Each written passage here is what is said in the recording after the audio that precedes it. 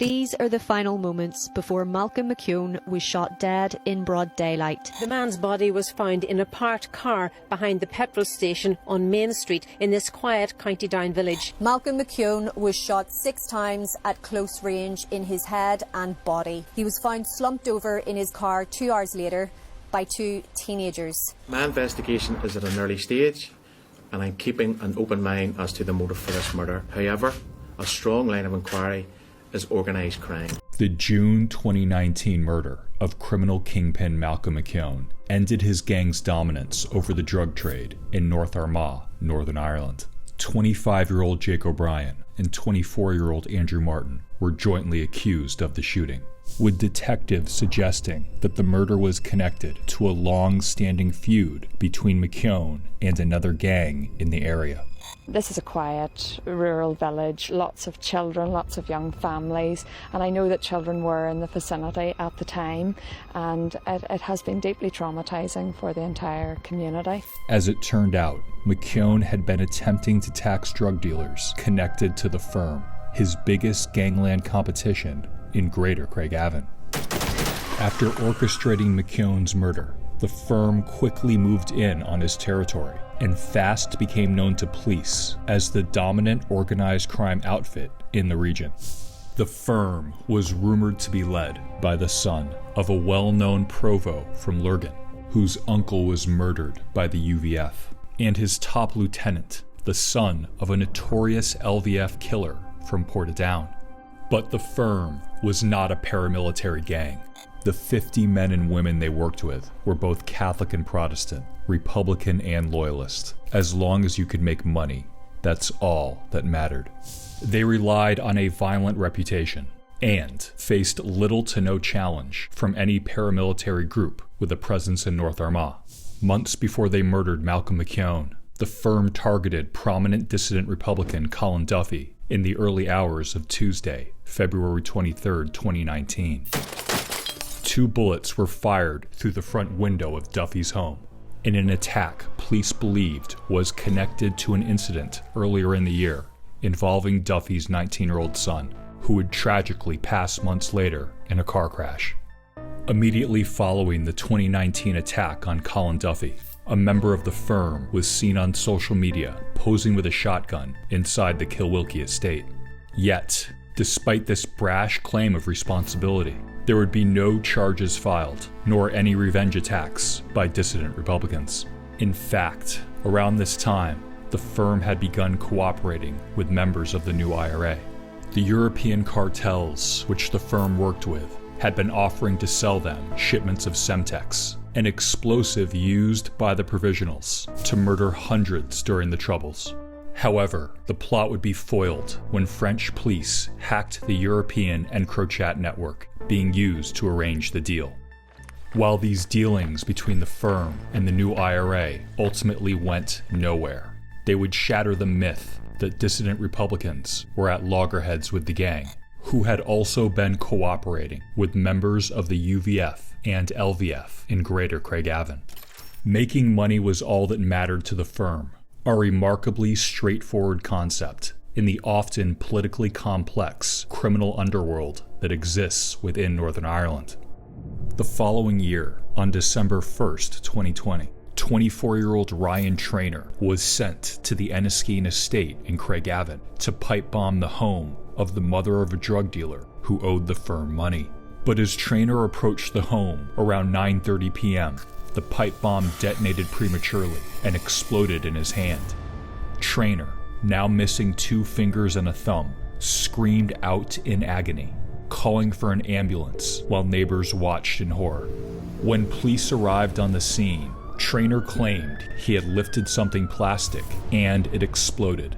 However, officers would quickly notice the partial remains of a latex glove stuck to his wrist. Treanor was taken to the hospital and was arrested for attempted murder the following day. Treanor would plead guilty and ultimately receive a 9-year sentence. During Trainor's sentencing, he would be linked to the firm as a lowly errand boy for a much larger criminal enterprise. And that enterprise was just getting started. On May 20th, 2021, the UK-wide National Crime Agency, in an operation supported by the PSNI, discovered 11 guns belonging to the firm buried in the village of Jerretspass. The haul included handguns, machine pistols, an assault rifle, and ammunition found in 2 waterproof hold-all bags. It was a major win for law enforcement, but this was not some chance find. The previous year, a few members of the firm had gone on holiday to Spain, and on their trip back to Belfast, they took out their phones and began sending each other messages over the encrypted EncroChat network. When the EncroChat network was compromised shortly thereafter, it wasn't difficult for police to match the date and time the messages were sent, with passenger records for flights between Spain and Belfast on that same day. With this information in hand, a surveillance operation was set up on these individuals, and it was only a matter of time before they gave the police something of value. National Crime Agency Branch Commander David Cunningham described the 11 guns seized at Jerretspass as the most significant find of serviceable firearms in the area in 10 years. And for anyone unfamiliar with UK and Irish law, gun ownership is heavily regulated in both places, with those wishing to own a gun required to apply for a license from the police. So as of today, the Kinahan transnational criminal organization joins the ranks of Italy's Camorra, Mexico's Los Zetas, Japan's Yakuza, and Russia's thieves-in-law. While they had multiple shipping connections to get drugs into Northern Ireland, the firm's most important relationship was with the Kinahan cartel, who, post-Brexit, had been shipping cocaine directly into Ireland from South America. And while the Kinahans themselves had fled to Dubai, they had maintained the allegiance of street gangs throughout the island of Ireland, collecting Kinahan money and handing out their punishments. But in the beginning of 2023, the Kinahans were still reeling from the international sanctions imposed the previous April, and were calling in debts across the island of Ireland. The street gangs the Kinahans worked with were ordered to pay up what they had been buying on credit, a large figure given how often wholesale drugs need to be purchased on consignment. The Kinahans were clearly scared of the threat against them imposed by the Irish and American authorities, who had exposed their boxing management company as a front to wash illegal cash. So in 2023, the firm was also calling in debts. And to show they meant business, an example had to be made. On the evening of January 12, 2023, Shane Whitla, a 39-year-old father of 4, exited his home around 7:30 p.m. and walked down Woodville Street in Lurgan, just beside the Republican Kilwilkie estate.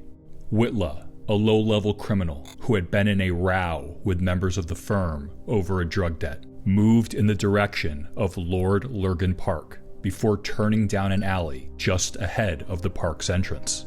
Half an hour earlier, Whitla had received a phone call from a member of the firm telling him the boys Whitla owed money to wanted to meet him in 30 minutes in an alleyway near his home.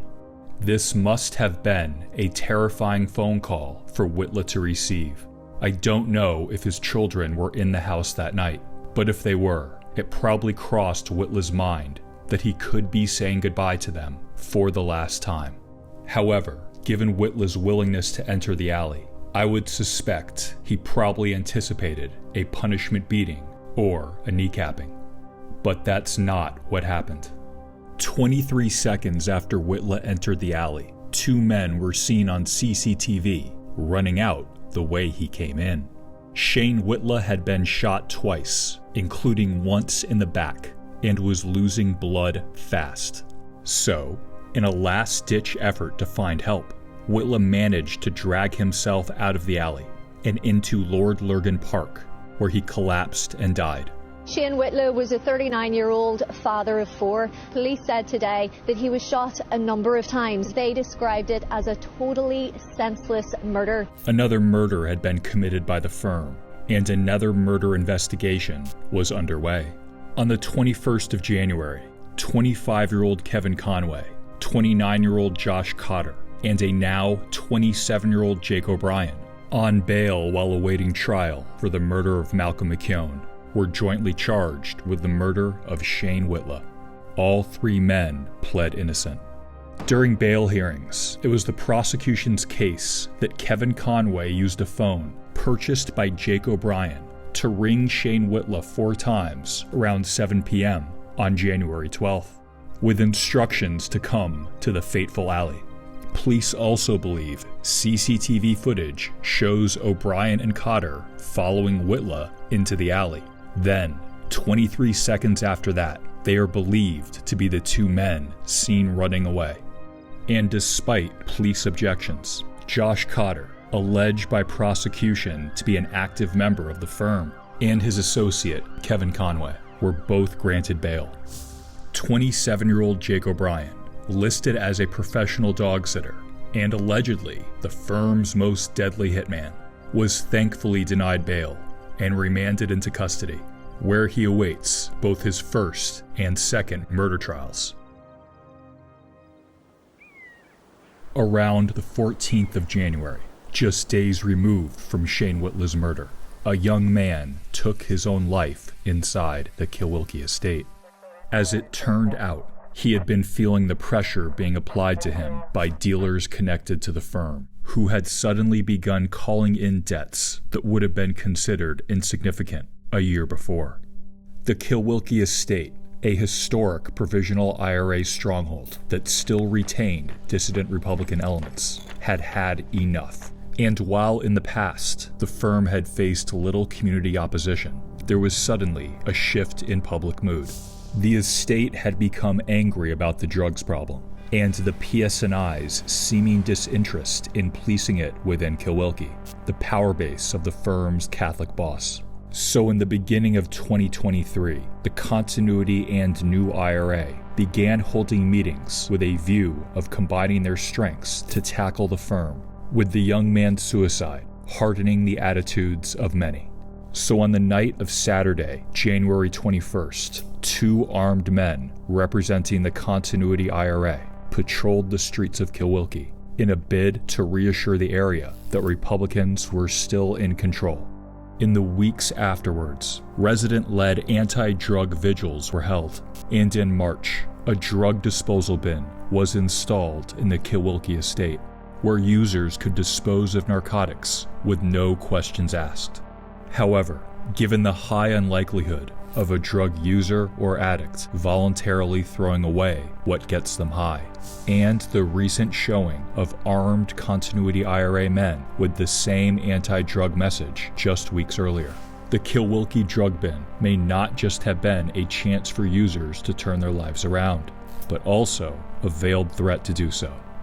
In response to the deaths related to unpaid drug debts and the community upheaval that followed, in February of 2023, the firm issued a chilling warning to customers that even if they died, their debts would not.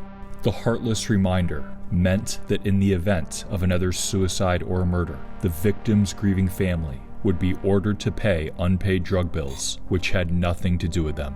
Now anybody thinking of taking their own life would just be leaving what they owed to someone they loved. On Monday, February 6th, heavily armed officers from the PSNI's organized crime team raided 6 properties in the Garvaki Road area of Portadown during a pre-planned operation. During the 4-hour search, police found 9 suspected firearms, 6 swords, herbal cannabis, cocaine, and 6,000 pounds cash. Days later, a follow-up operation would also take cops to a small cannabis factory in the area, with an estimated street value of 32,000 pounds. The cops were on a hot streak, and they had one more card up their sleeve. On the 3rd of March, 270,000 pounds was frozen in bank accounts belonging to the 2 firm bosses from Lurgan and Portadown. The accounts freezing order stunned the leadership of the gang, who all enjoyed lavish lifestyles, but still owed plenty of money to Dublin.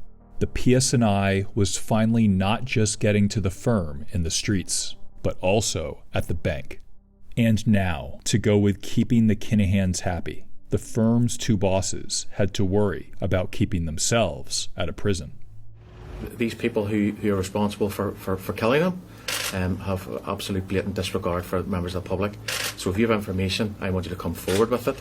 I understand people may be concerned about coming forward with information, but for the purpose of this investigation, I can guarantee you anonymity for the purpose of this investigation. In June of 2023, 2 more men were formally charged with the murder of Malcolm McKeown. Stevie Lee Watson and Simon Apsley Smith, both 34 and from Lurgan, appeared at Belfast Crown Court on the 16th of June, where they were charged with murder and possessing firearms with intent.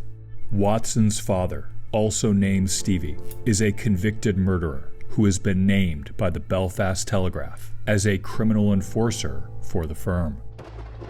Both the younger Watson and Smith pled not guilty and were released on bail, bringing the total number of people charged with the murder of Malcolm McKeown to 4, alongside Andrew Martin and the infamous Jake O'Brien. 2 months later, on Friday, August 11th, police were called to conduct a welfare check at a home in County Tyrone. But when officers arrived, they spotted a stolen Ford Focus with blacked out plates parked nearby. The car quickly drove away, and the police soon followed. But after a short chase, the Ford Focus found itself stuck in a ditch and crashed into police as it tried to get out. The officers, who were unhurt, surrounded the now inoperable Ford Focus, guns raised to eliminate any threat. That's when 53-year-old Kevin Patrick Hart and 24-year-old Ben Craven exited the car wearing boiler suits and gardening gloves. Each man was arrested, and a loaded sawed-off shotgun was recovered from the back seat. During bail hearings, detectives outlined how intelligence suggested the two were planning to use the shotgun on the address the police were called to for the welfare check, and had the PSNI not arrived when they did, the property would have been attacked, confirming that police believe both men are linked to the firm. Hart and Craven were both denied bail, only speaking to confirm they understood the charges. While the PSNI have had some recent success against the firm, it continues to be the most influential organized criminal group in North Armagh and beyond. Now with about 70 members and associates, and an operation rumored to extend as far south as Newry. In 5 years, the firm has snowballed from a petty crime gang into murderous, Kinahan-backed wholesale drug suppliers. Shane leaves loved ones behind, including 4 children. There's no possible justification for this murder. And, in addition to everything else, I should also note that the firm has been loosely mentioned in connection with the attempted murder of DCI John Caldwell, who is investigating the murder of Shane Whitla. The gang is also believed to be in possession of the confidential information released in the PSNI's August 2023 data breach, and have been linked to multiple drug seizures, including the £7 million worth of cocaine seized in Liverpool at the end of September 2023. But as 2023 came to a close, the firm's ironclad grip on North Armagh only got tighter, with the gang being linked not only to drug dealing, but extortion, sex trafficking, and the grooming of young people. In fact, another young person in Lurgan took his own life at the end of the year, with rumors that mounting drug debts to the firm left the young man feeling there was no other way out. This isn't about what Kevin may or may not have been linked to. This is about trying to find his killers, and certainly any incidents linked to Kevin would form part of the ongoing police investigation and be looked at as a line of inquiry. On January 9th, 2024, almost 1 year to the date of Shane Whitla's murder, Kevin Conway, a high-ranking firm member who allegedly made the phone call which brought Whitla to the scene of his death, was shot dead inside a home deep within Republican West Belfast. where he had been living as part of his bail conditions for Whitla's murder. The location of Conway's murder is a highly built-up area, which would require extensive local knowledge to get in and out of quickly. As well, and more importantly, it is the turf of the INLA and ONH, the two dissident Republican gangs with a pair of hitmen responsible for killing drug dealers Jim Donegan, Sean Fox, Warren Crossan, and his enforcer, Mark Hall. We don't live in a sprawling metropolis. We live in a small city and small communities, and people are puzzled as to why, after all this time, after so many murders, that no one has been identified as that person needs to be arrested, that person needs to be brought to the courts and face justice, prison time. It is believed a pair of Republican hitmen were also contracted to kill Kevin Conway and send a message that Republican West Belfast will not be a dumping ground for criminals involved in drug gangs. This afternoon, the body of the man found shot dead yesterday was finally removed from the disused farmhouse in Ahali. The dead man is believed to be Kevin Conway, a Catholic father of 4 from the Kilwilkie estate in Lurgan. Conway's father, also named Kevin, was minding his 3-month-old son when he was lured out of his home and murdered by the IRA in 1998 for his role in a cigarette smuggling operation. Alarms were raised after Conway's infant son was discovered alone in the family's Kilwilkie estate home. That child was Kevin Conway, who, at 26 years of age, met an eerily similar fate as his father. It has also been theorized that Conway's murder may have been retribution for the role he allegedly played in the 2019 shooting of dissident Republican Colin Duffy's home, which could very well have been personal for Kevin. Documents made public during a 2011 inquiry referencing his father's murder revealed. Within days, Special Branch had received intelligence that Colin Duffy organized and participated in the abduction and murder of Kevin Conway Sr. However, it was Duffy's provisional IRA comrade, Gary Marshall, who was ultimately charged in 2013 with the 1998 murder of the elder Conway. But Marshall was acquitted in 2018 due to a lack of evidence. It is also worth noting that Marshall's brother was a top Lurgan provo, killed by loyalist paramilitaries. There is no suggestion that Duffy himself played any role in Conway Jr.'s murder. On Monday, January 29th, 27-year-old Aidan O'Keefe and 53-year-old Fergal Kane were charged with the murder of Kevin Conway, as well as being in possession of the shotgun and handgun police believe were used in the attack. During the short hearing, police revealed they were also in possession of CCTV linking both men to the scene of the crime. No application for bail was made. I also want to be clear that towns like Lurgan and Portadown are largely peaceful, nonviolent, and increasingly mixed communities whose residents will never be affected by the plague of gang activity.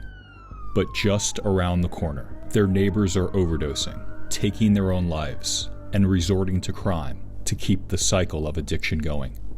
And while the firm itself is, in its own way, a reflection of the changing times in Northern Ireland, to call them a cross-community gang is giving these losers far more credit than they will ever deserve.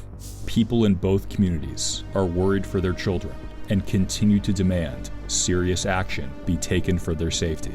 But given the firm's merciless reputation and sinister ability to instill fear in those it comes across, this action will most likely need to come from the police. Or maybe it will come from someone the firm has pushed too far. Someone who looks at their leaders the same way those men once looked at Malcolm McKeown, hating everything they saw, becoming consumed by anger, just waiting for their chance at revenge. And maybe, when the firm least expect it, that chance will come.